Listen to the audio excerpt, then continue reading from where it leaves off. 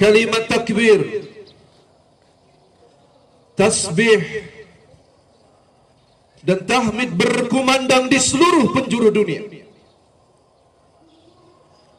memantul melalui tebing yang curam, berkelana menembus lapisan ozon. Nadanya lepas-lepas, laksana disulam dengan renda emas, untuk memperindah tempat sujud seorang hamba, melepaskan kerinduan kepada Sang Khalik. Allahu Akbar. Maka pada pagi hari yang berkah dan mulia ini, di hari yang penuh dengan kemenangan, kita sama-sama mengumandangkan takbir dengan lapang hati kita, dengan tadarru wa khufyah, dengan menundukkan wajah kita. Di belahan bumi nun jauh di sana, ada kalimat takbir yang dikumandangkan dengan suara yang lirih.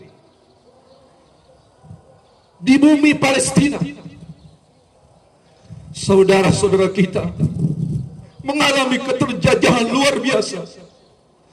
Mereka dirampok, dijajah, ditindas, dinodai. Di tengah keterjajahan itu, dari lisan hamba-hamba Allah yang saleh, kumandang takbir tetap dikumandangkan meski dengan suara yang lirih, tanpa mengurangi kebesaran zat yang mampu menghancurkan seluruh bentuk kezaliman dan kekufuran di bumi ini. Maka pada pagi hari yang berkah ini, pada pagi hari yang mulia ini, tidak ada kalimat yang pantas kita ucapkan melainkan kalimat takbir, tasbih, dan tahmid. Allahu Akbar, Allahu Akbar, Allahu Akbar, walillahil hamd. Ma'asyiral muslimin, sidang salat Id yang sama dirahmati dan dimuliakan Allah. Lepas kita melaksanakan satu kewajiban yang penuh dengan kemuliaan, seluruh kaum muslimin melaksanakan kewajiban yang Allah turunkan. Ya ayyuhalladzina amanu kutiba alaikumus shiyam kama kutiba alal ladzina min qablikum la'allakum tattaqun. Kita diperintahkan untuk melaksanakan ibadah shiyam di bulan suci Ramadan. Kita dipanggil oleh Allah dengan predikat mukminin. Kita dididik oleh Allah selama 1 bulan, dilatih, dikekang syahwat kita, agar kita keluar menjadi makhluk yang berbeda. Kita keluar mendapatkan predikat mukminin. Setelah itu kita keluar, kita masuk mendapat predikat mukminin. Setelah itu kita keluar, mudah-mudahan kita berharap kita mendapatkan predikat muttaqin, orang-orang yang bertakwa. Karena takwa merupakan salah satu alma mater untuk tidak pantang mundur dan menyerahnya kita kepada kehidupan yang sulit dan berat sekalipun. Karena takwa merupakan satu-satunya indikator diterimanya amal ibadah kita sepanjang bulan Ramadan dan sepanjang hayat masih dikandung badan. Karena takwa yang menyebabkan seseorang itu kemudian Allah ridho terhadap semua perjalanan hidupnya. Innama yataqabballahu minal muttaqin. Sesungguhnya Allah hanya menerima amal-amal yang dilandasi dengan ketakwaan. Namun makna takwa itu tidak sesempit yang kita pahami. Takwa itu maknanya sangat luas dan dalam. Bahkan bahasa Indonesia pun tidak bisa menerjemahkan bahasa takwa secara menyeluruh. Takwa itu bukan hanya sekedar takwa. Khalifah sekaligus sahabat Nabi SAW, Ali bin Abi Thalib radhiyallahu anhu, memberikan pengertian takwa sebagai salah satu indikator diterimanya amal ibadah siam kita sepanjang bulan Ramadan. Al-Imam Ali bin Abi Thalib radhiyallahu anhu menyampaikan at-taqwa, bahwa takwa itu yang pertama kata Imam Ali, al-khawf minal jalil. Takwa itu maknanya adalah memiliki rasa takut kepada Al-Jalil, Allah Rabbul Izzat. Jadi seseorang yang melaksanakan ibadah siam pada dasarnya dilatih dan dididik agar kita menjadi makhluk yang paling takut kepada Allah. Dan takut kepada Allah adalah satu pelajaran mahal yang wajib kita ajarkan pada anak-anak kita sebelum kita ajarkan yang lain. Sebagaimana hamba Allah yang mulia Luqmanul Hakim memberikan nasihat kepada anaknya. Di dalam Quran surat Luqman, Allah Subhanahu wa taala berfirman, "Ya bunayya innaha in takum mithqala habbatin min khardalin." Wahai anakku, sekiranya kamu, kata Allah, ya bunayya innaha in takum mithqala habbatin min khardalin, ada amalmu sebesar biji zarrah, fatakun fi sakhratin aw fi samawati aw fil ard, adanya di atas langit atau dipendam di dasar bumi, kata Luqmanul Hakim kepada anak. Fatakun fi sakhratin aw fi samawati aw fil ard ya'ti biha Allah innallaha latifun khabir. Ketahuilah bahwa sesungguhnya Allah tidak pernah luput dari apa yang terjadi. Kalimat takut kepada Allah ini seharusnya setelah kita keluar dari bulan Ramadan, maka kita menjadi makhluk yang paling takut kepada Allah, bukan takut kepada manusia. Allah Subhanahu wa taala berfirman, "Fala takhshawnas wakhshawni wa la tashtaru bi ayati thamanan qalila." Karena itulah jangan sekali-kali kamu takut kepada manusia, tetapi takutlah kepadaku, kata Allah. Dan jangan kamu menukar ayat-ayatku dengan harga yang sedikit. Di bumi ini Allah tegaskan, di bumi ini Allah tegaskan bahwa yang paling takut kepada Allah adalah para nabi. Yang paling takut kepada Allah adalah orang-orang alim. Innama yakhshallaha min ibadihil ulama. Bahwa sesungguhnya yang paling takut kepada Allah adalah orang-orang yang berilmu, adalah para ulama. Mereka orang yang paling takut kepada Allah. Pejabat belum tentu takut kepada Allah, menteri belum tentu takut kepada Allah, presiden sekalipun belum tentu takut kepada Allah. Karena itulah dasar rasa takut kepada Allah adalah dasar fondasi seseorang itu menjadi orang-orang yang beriman. Begitu mereka disebut nama Allah, maka bergetarlah hatinya. Begitu mereka mengetahui dan menyadari bahwa Allah melihat, maka mereka menjauhi maksiat kepada Allah Subhanahu wa taala. Ada orang yang mampu menghindari maksiat zina. Ada orang yang mampu menghindari maksiat judi. Ada orang yang mampu menghindari maksiat-maksiat besar, dosa-dosa besar. Tapi tidak sedikit. Begitu dia jauhi dosa-dosa besar, karena kebodohan dan kejahilan mereka, mereka tidak tahu bahwa dosa-dosa bukan hanya sekedar zina, bukan hanya sekedar mencuri, bukan hanya sekedar korupsi,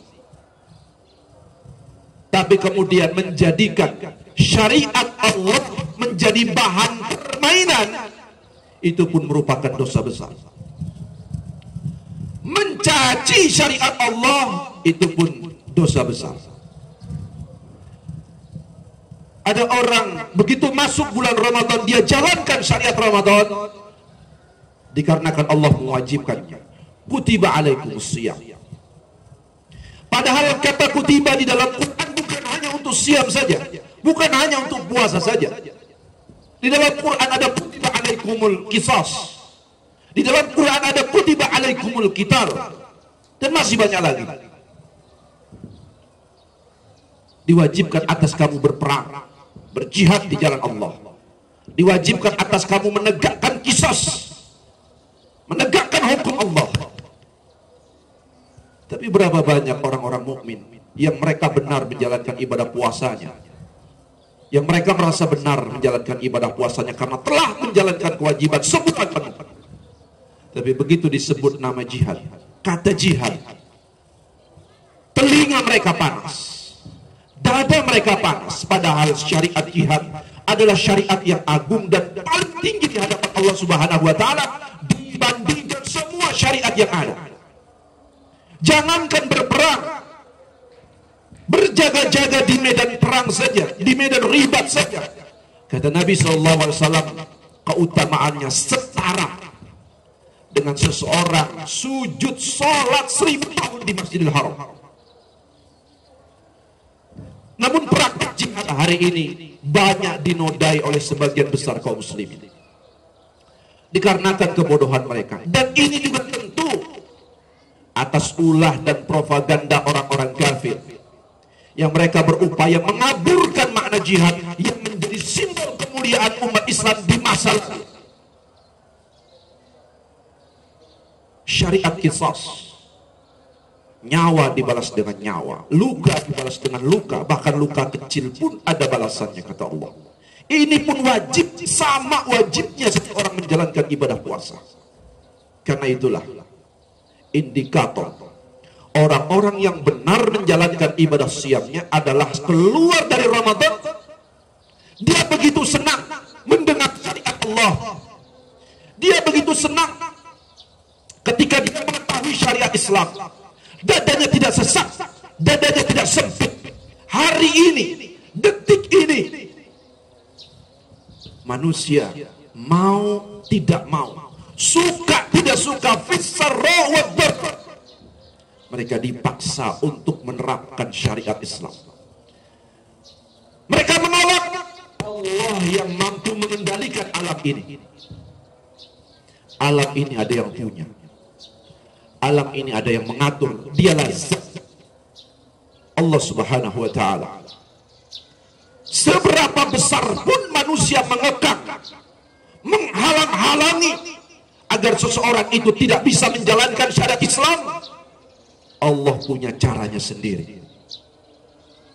Bertahun-tahun, bahkan tahun-tahun terakhir, kaum muslimah yang mengenakan niqab cadar menjadi bulan-bulanan sebagian orang-orang yang mengaku muslim. Dianggap ini adalah budaya Arab, dianggap ini merupakan bukan ajaran Islam. Bahkan yang lebih kecil lagi, mereka menuduh orang-orang yang menggunakan cadar dan niqab sebagai pengikut teroris dan lain sebagainya. La haula wa la quwata illa billah. Mereka fitnah secara keji kaum muslimin. Allah punya caranya. Allah kirimkan makhluk berupa wabah. Jangankan yang wanita hari ini, yang laki pun dipaksa oleh Allah menutup wajahnya.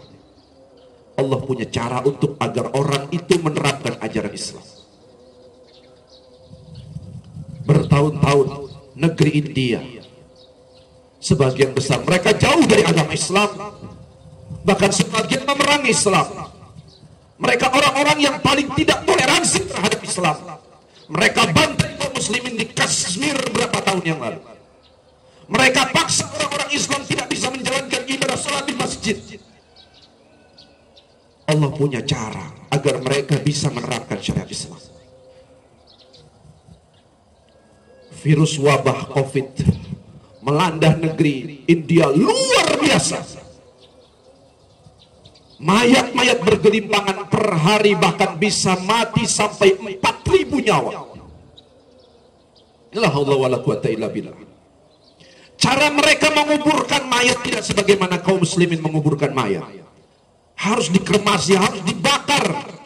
Dan itu pun harus menunggu antrian berjam-jam, bahkan ada yang menunggu berhari-hari. Bahkan dalam berita kemarin ada mayat yang saking lamanya menunggu untuk dikremasi, harus dicabik-cabik oleh anjing. Bahkan hari itu mereka ngantri lagi, panjang lagi karena kematian yang luar biasa.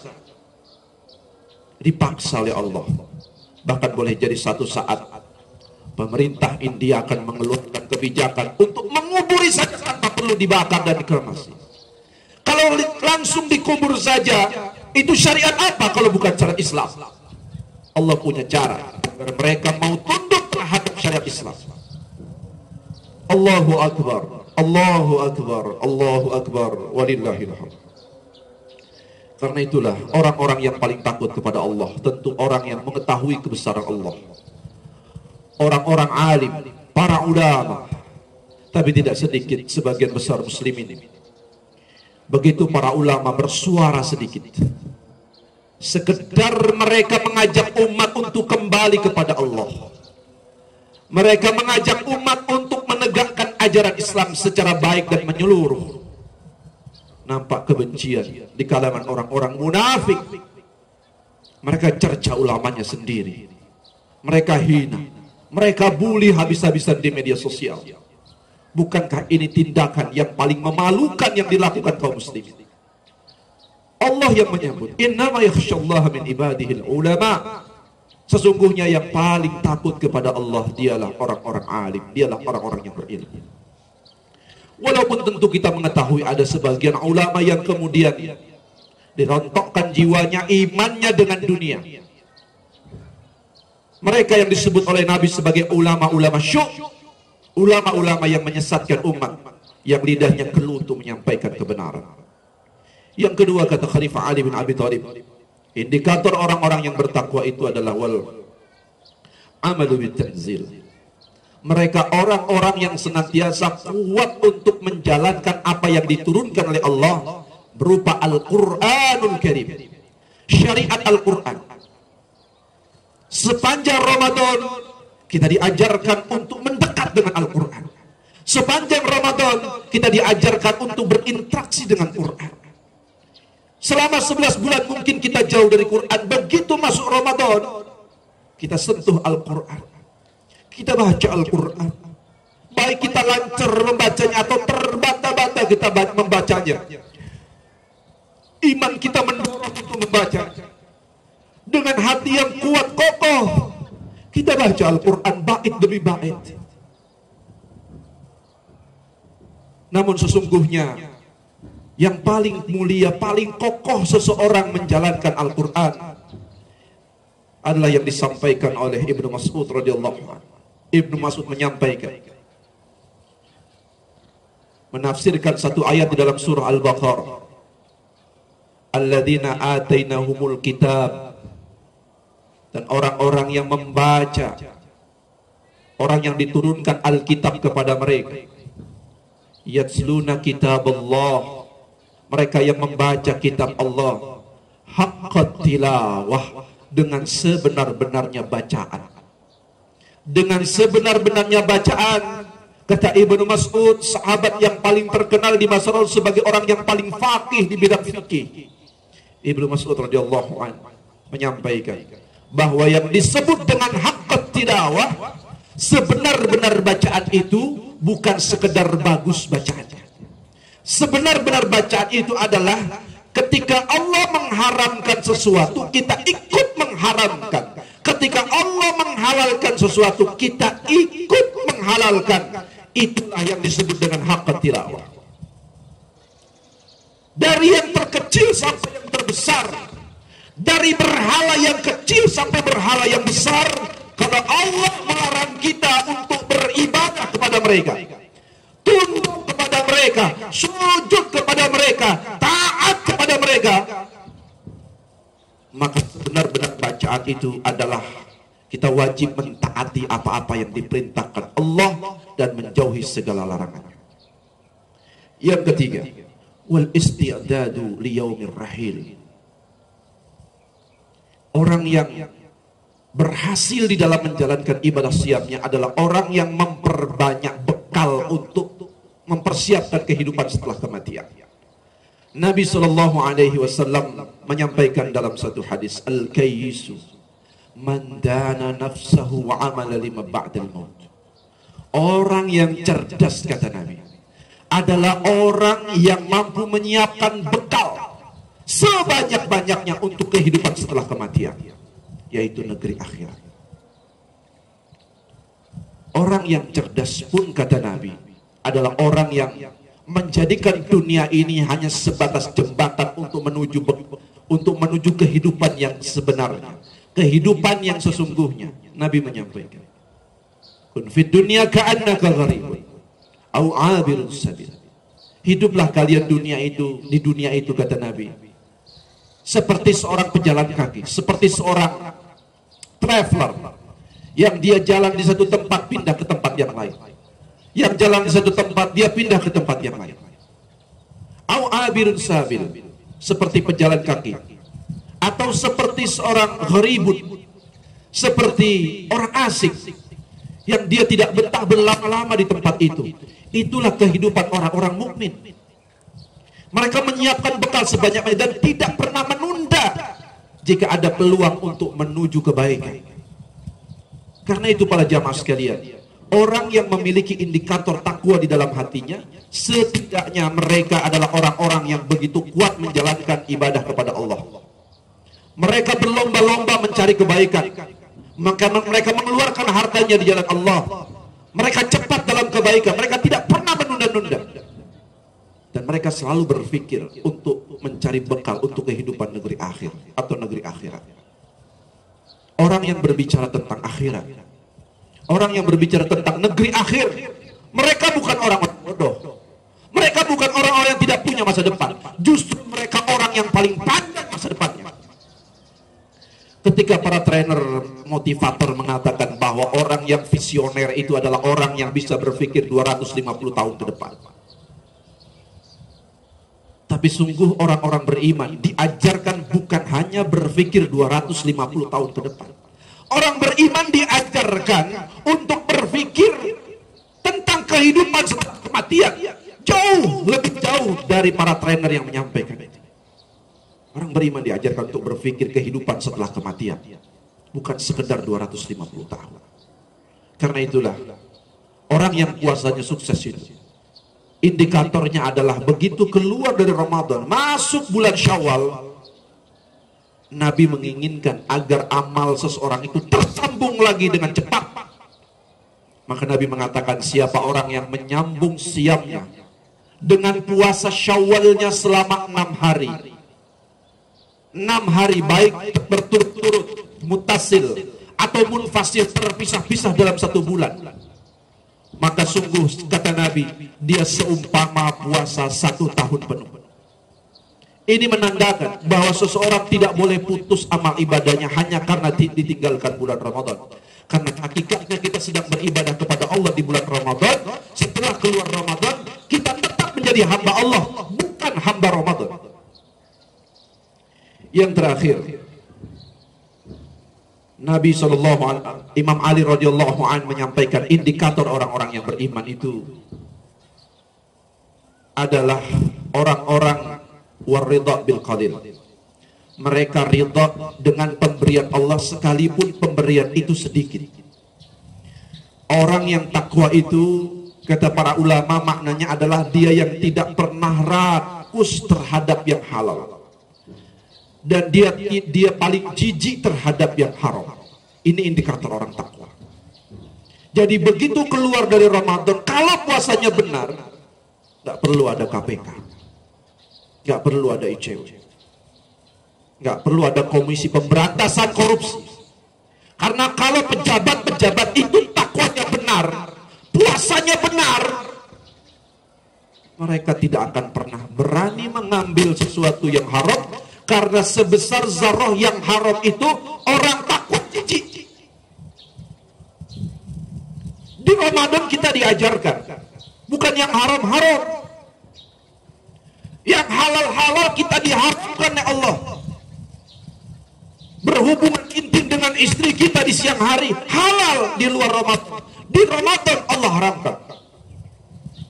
Makanan-makanan yang kita cari sendiri dengan uang yang halal, di siang hari makanan ada di depan kita, halal sebenarnya, tapi kita dididik oleh Allah di Ramadan diharamkan makan di siang hari, minum di siang hari.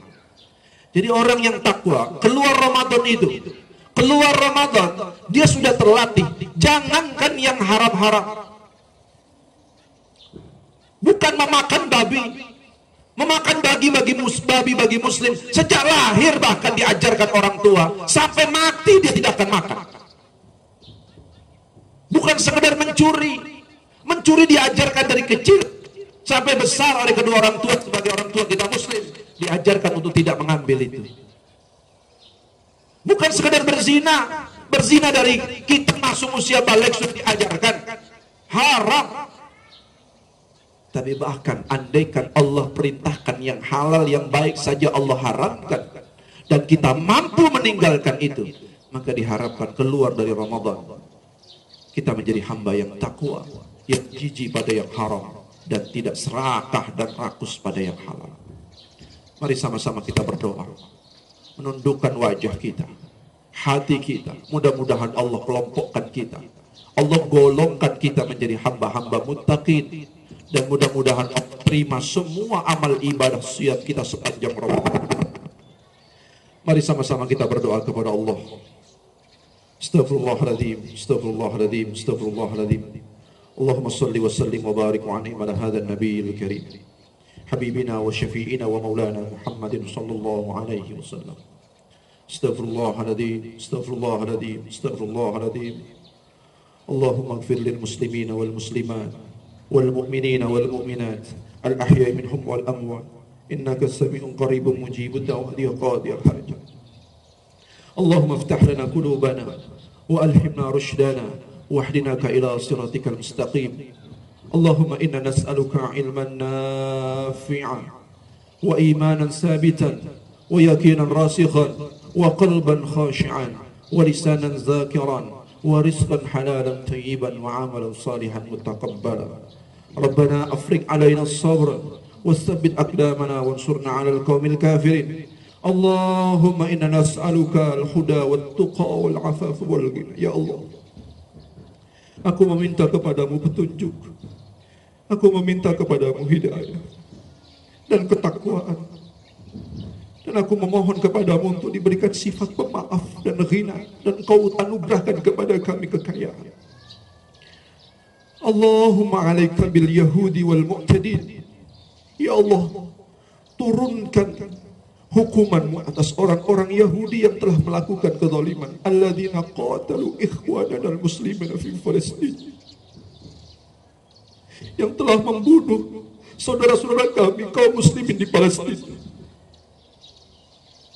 Allahumma alaikal bihim fa innahum la ya'jizukana. Ya Allah, hukumlah mereka, sesungguhnya mereka tak mampu melemahkan.